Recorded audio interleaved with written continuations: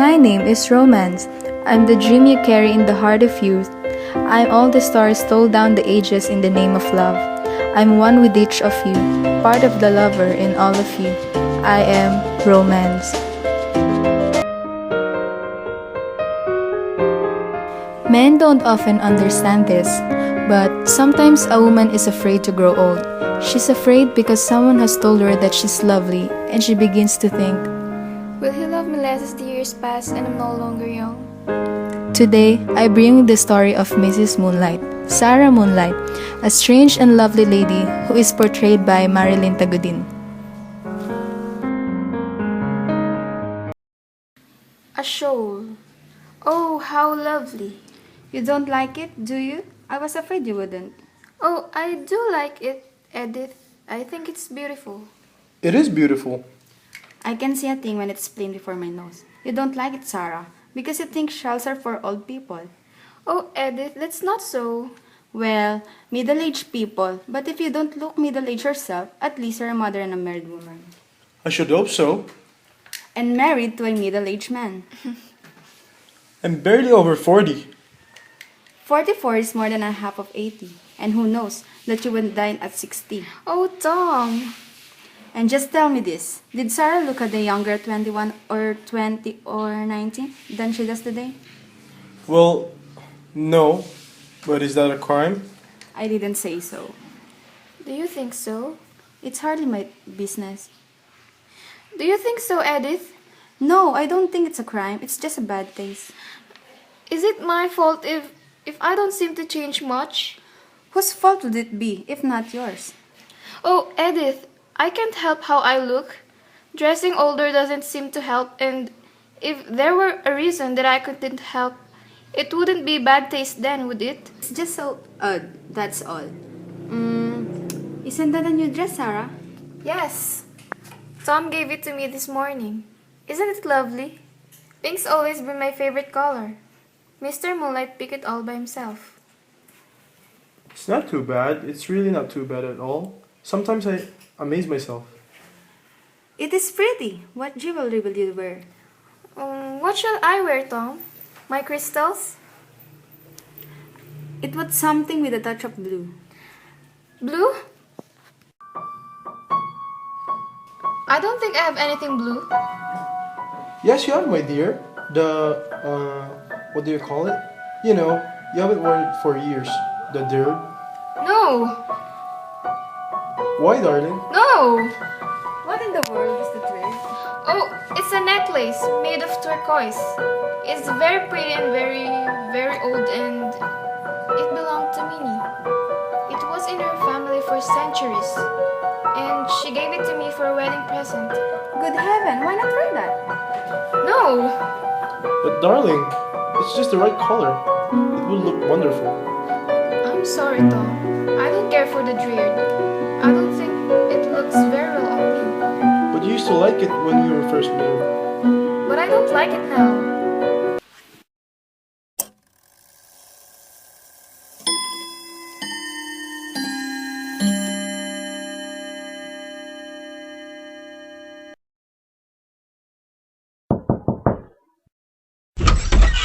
Tom, Hmm? you should be very nice to Edith. Well, I am, aren't I? Yes. Why? You see, she's in love with you. Rubbish. It's true. I don't believe it. Then you're very unobservant. Oh, I wouldn't say that. Perhaps she does like me and respect me, but I don't think any more than that the most moon. Then perhaps they're all in love with you, Mr. Moonlight. Except me. You? Why? You adore me. I don't. Mrs. Moonlight, you worship me. Mr. Moonlight, I don't. Then just why did you marry me? Pity, Mr. Moonlight. Self-pity, madam, is a disgust trait. Is that so? Well then, I guess I'll just have to confess. It was my name. Any girl with the name of Sarah Jones would make enormous sacrifices to be called Sarah Moonlight. Sarah Moonlight. Yes. There's something I've been meaning to tell you. Yes, Mr. Moonlight. You've made me very happy. Funny. I probably told you I love you far more times when I was 25, and yet I love you much more now. I wouldn't believe that was possible. Oh, Tom. Tom. Well, don't cry about it. It's only that I love you so much and I'm afraid Afraid? Of what? it might end. Not a chance. You aren't going to get away from baby Jane and me. You are ours legally. You know, we can take it right into the court if necessary. Oh, Sarah, the best years are still ahead of us. The years when we'll grow old together. Tom, suppose someone should be born and we didn't look any older. I mean, after a certain age, at least we never look any older. What would happen? She'll probably make a fortune in a freak show. Tom, be serious. What do you think would happen? What do you think of a person like that? Me? I've told you. I think she was a freak. She would be very mean, wouldn't she? Woman without a freak. Oh, listen. Mrs. Moonlight, you look older in time. Why? Of course. There's quite enough news about my wife without perennial you. It sounds silly when I talk to you about it, but not when I'm alone. It's like a nightmare that's always there. You see, it's growing stronger, not weaker. I don't know what's going to happen. Silly, Mrs. Moonlight. Tom, whatever happens, you'll always believe that I loved you, won't you? Nothing's gonna happen. In the morning, you look 35 and hate it. Your baby wants to see you before you go to church, Mr. Moonlight. Alright. Be back in a moment, dear. Minnie, I don't know what will become of me. I'm never going to look any older. Nonsense. It's true. I know it. I suppose I've really known it for some time. It was your necklace, Minnie. Oh, that old piece of trash? Remember the legend? One wish to every owner. Why will you upset yourself over that faily diddle? I wished, Minnie. It was just before Jane was born and I used to wear your necklace always. I was afraid that when Jane was born, I might not look so pretty and Tom might love me less. So I wished and wished that I might never look any older. I wished and wished, and now it's happened. And I'm a kind of freak. Oh, do not torment yourself. It's not true, and if it is, think how lucky you are to be your own pretty self always. Minnie, if ever you should get a letter from me, ever, do you hear? Oh, now? Everything in it you must treat as sacred. Not a soul must see it but you. And what would be in it? I don't know just now. I'd like to feel that I could write to someone. It's time to start for church, Sarah. I don't think I'll go this morning, Tom. I have a headache. A headache, did you say? You were up too late last night, Sarah. Maybe I should stay home too. Keep you company. Oh no, thank you, Mr. Moonlight. Never let it be said of me that any headache of mine stood between you and your slender chances of salvation. That's a trifle flippant, Sarah. Oh, I'm sorry, Edith. Goodbye. Goodbye, Mr. Moonlight. May I kiss you goodbye? I'm only going to church, my dear. It's only an hour. It seems longer.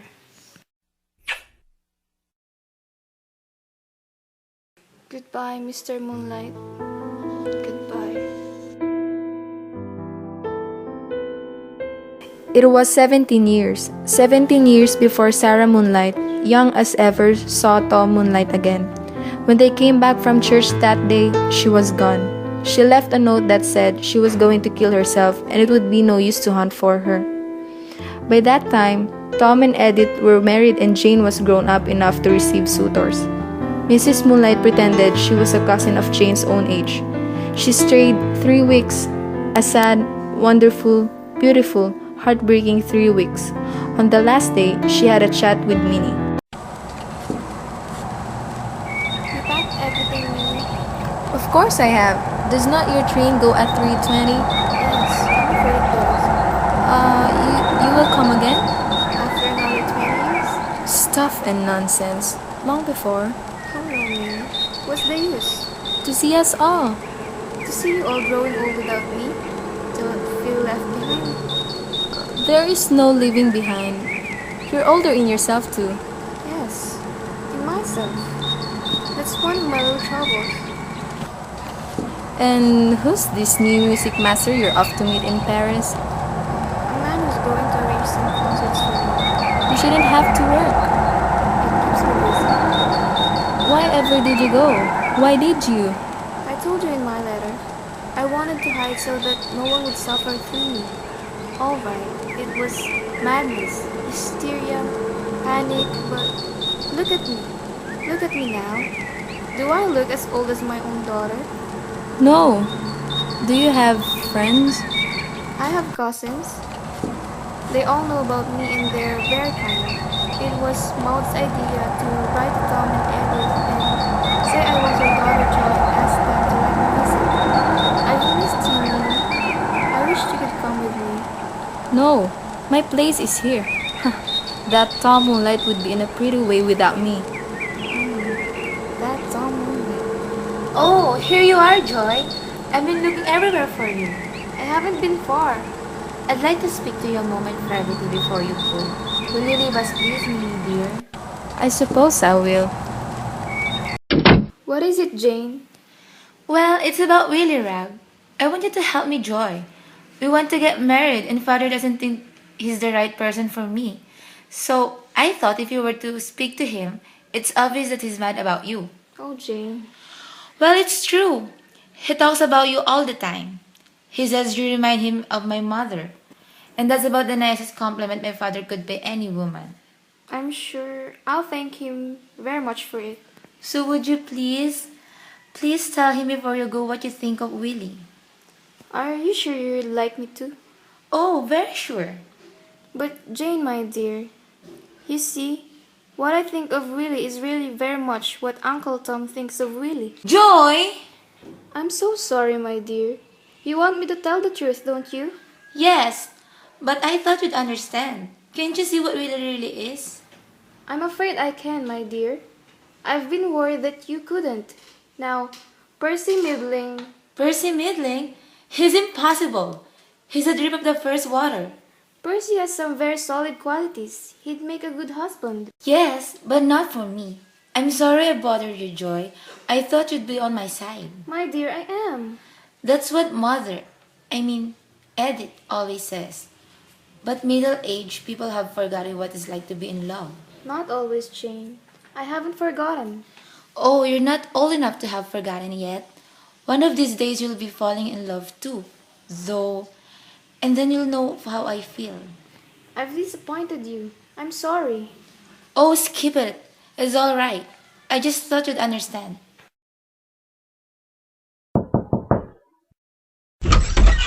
May I come in, ladies? Oh, Willie, of course. I'm so glad you're here. My nice little Jane. Good afternoon, Mr. Ragg. You're only just in time to see me. I'm off in half an hour, you know. What a shame.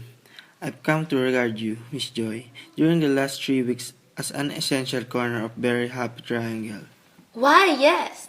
In fact, I don't know what our engagement would have been without you. 3 is not usually regarded as the ideal number for an engagement. But I shall miss you both. I'll feel very sorry for myself in Paris. I'd love to go to Paris. It's a lonely city. Miss Jane, your father wants you in the library right away. That Percy Middling is with him. All right, Minnie. Excuse me. Well, may I sit beside you? Why not, Mr. Ragg? Until you call me Willie, I'm gonna feel very ill at ease with you unless you're afraid to. I'm never afraid, really. Then, in that case, Why did you kiss me? you'll never make me say I'm sorry. What a shame that I'm leaving today. You're not gonna get away from me. Now, I'll follow you. To Paris? Paris is a very big place. Where will you be? I don't promise to see you if you come. The address. Tell me. 84 Rue des Algers. 84 Rudy Algers. Now, I won't be able to come before. Percy's come to say goodbye to Joy. That's right. Shake hands with the lady, Percy. I was going to. It was kind of you to come. Not at all. It's been a great pleasure having you here. I wish you'll stay a bit. We're going to have lots of excitement. A ball, a horse show.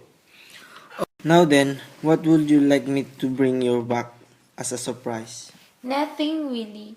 I don't think I like surprises. Well, we'll see. Goodbye, Percy. Goodbye. Goodbye, Jane. Goodbye. Goodbye, everybody. Jane? Jane, come and sit here by me. No! Percy, will you do something for me? Of course. I will, Jane. You know where Willie lives? Yes. Then will you take him this ring, please? Of course. I'll be only too glad, but... Percy, do you still want to marry me? Of course I do, Jane. Very much. But... Then you may ask Willie to congratulate you. Jane! I don't understand. Never mind. Don't try to understand now. Just go and do what I asked. But... Jane... Will you please go? Yes, of course, dear.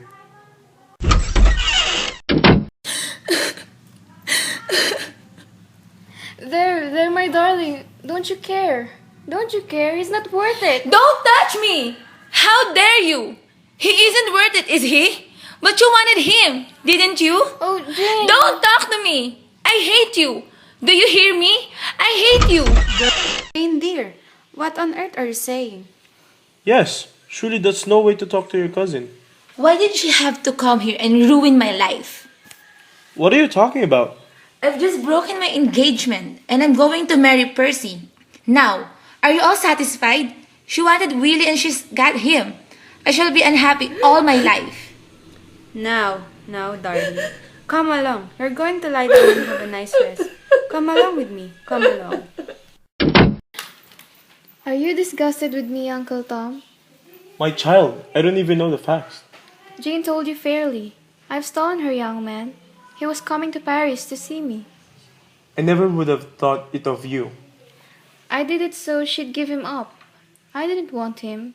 I'd rather have Jane's love than his. Then why did you do it? You were against the marriage. Yes, certainly I was. I thought they would never be happy. So did I.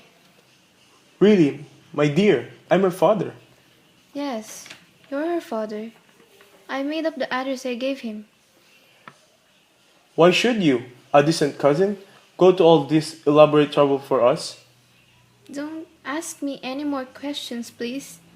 Very well, my dear. When Jane's over this, will you tell her what I've told you? Of course I will. Tell me, are you very happy, Mr. Moonlight?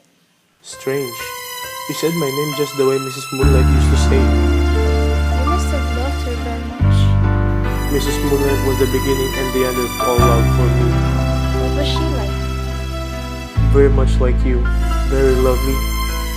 You've never forgotten her? No. There are some things you never forget. There are things that only come once. Mr. Moonlight, may I kiss you goodbye? Of course, my dear. Goodbye, Mr. Moonlight. Goodbye. 17 years between the first parting and the first meeting. 30 years before the second meeting. Mrs. Moonlight hadn't meant ever to see them again, but she went back to London and somehow she couldn't stay away from the house. By now, Jane and Percy had a daughter, Penny Midling, who was always going in and out, and Mrs. Moonlight liked to stand outside and watch her. She was tall and beautiful, much as Mrs. Moonlight had been so long ago, and one day, she couldn't help herself. She went into the house, and Jane and she stood face to face once more. I'm sorry to intrude on you like this. Come over and sit by the fire. You must be cold. Thank you. Are you Penny's mother? Yes, I am. How did you know? I just know somehow. Is that why you're staring at me so? No, it's just that you remind me of someone I knew long ago. My cousin Joy. But of course, it's only a resemblance. He couldn't be. Of course. What's your father?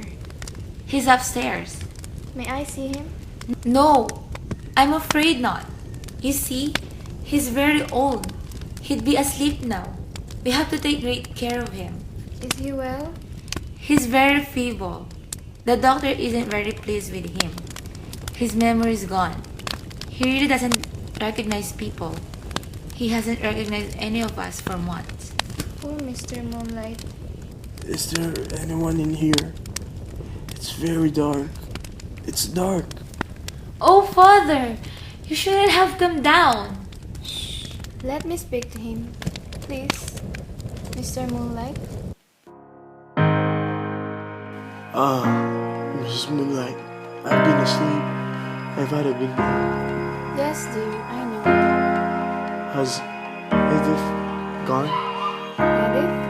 Yes, dear, she's gone. Good. I'm worried about Edith. Worried about what you told me this morning. Oh, here, my dear. Sit down beside me.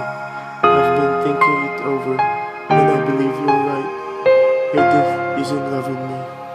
Oh, of course she is, darling. We all are. Ma'am, hello grandfather. Say who's the lady? Why? This is my wife, young girl. Who do you think it is? Your wife? But grandpa, why should you think it's your wife? Heavens, shouldn't I know my own wife? Who are you anyway? I'm Penny, sir. Your granddaughter. Granddaughter? Huh? I don't know you. Sir? And I don't much want to. But I think your wife's very pretty, grandpa. You, Miss Penny? And she is too. That's what they all say. And what's more, she doesn't alter. Do you know that? She doesn't alter. Doesn't alter. Now, what's that bit about altering? She's worried about that. There's something about altering. I don't like that a bit. I've forgotten. What's your wife's name, grandpa? She's called Sarah. Sarah Jones. Before she met me. I'll tell you something if you want to know. She used to say that's why she married me. I couldn't stand Sarah Jones at any price. Do you know Miss Moonlight? I'm a very lucky man. And a very happy man. So am I, Mr. Moonlight. I think I should go up to bed. I'm feeling tired and sleepy. Meaning, was there any time when I came down to see you? Are you coming up now? No, dear, not just yet. But I won't wait you. Good night, Mrs. Moonlight. Good night, Mr. Moonlight.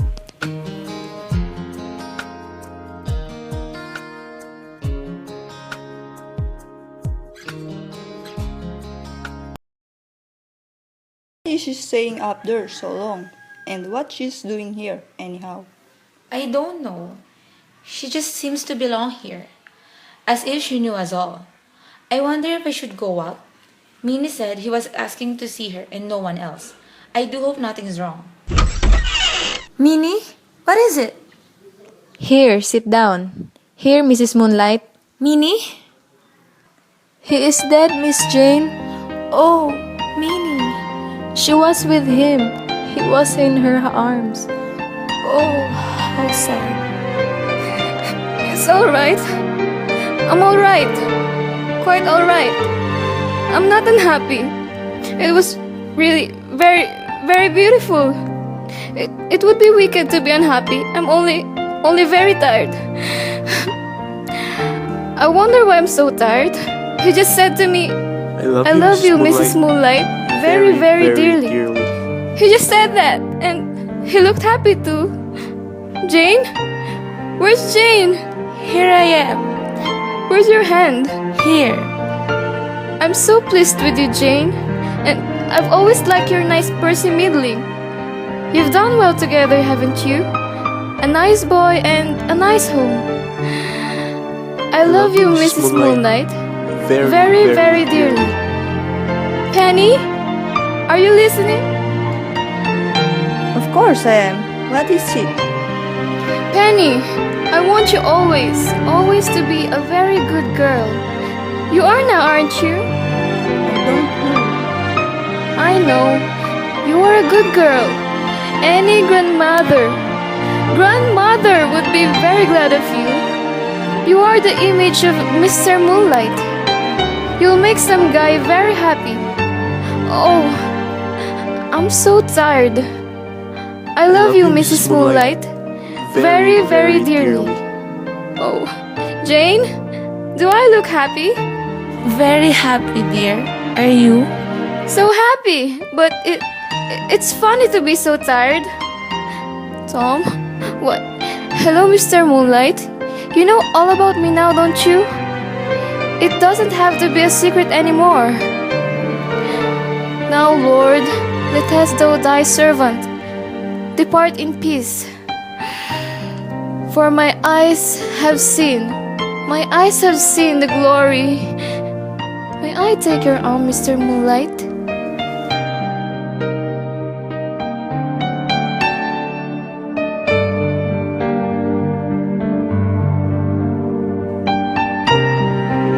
The curtain has fallen on Mrs. Moonlight, but though the play is over, I do not leave you.